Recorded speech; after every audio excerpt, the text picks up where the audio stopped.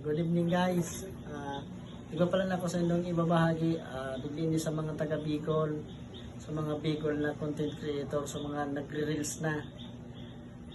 Iba ka mo dyan kita ipanindo aram. Iba ko nahiling ng mga friend kong nagre-reels. So nagbablog.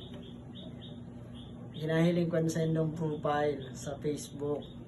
Dahil pa nakaunan sa inyong dashboard. I-share ko yun sa inyo. May nag-share man sa kuyang kabarkada ko. Dati kong katrabaho dito sa Sentro Cantabaco. Kung paano mag-own kang dashboard. So iba kong nahiling ng mga friend ko. Dakol na siyang napupost. Na-upload ng mga video sa reel sa Facebook. O Kimita. Nadaay pa naka-on ang dashboard. Ibig sabihin po kayan.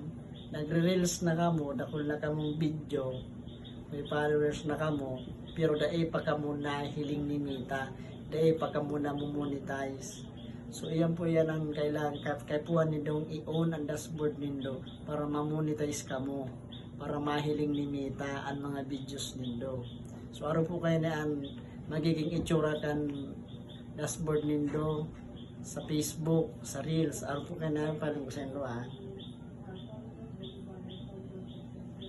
Yan po. Ikaw dapat aron na po kayo na mahiling nino dyan sa dashboard. Yan dashboard. Aron na po kayo nikan sa account ko. Dako po akong nahiling dyan na content creator na nagre-reels, nag-vlog. Bako pangaro kayo. Dahil paninda po inaram. Yung man lang po yan picture kung yan na banggi. Sana nakatabang sa indo.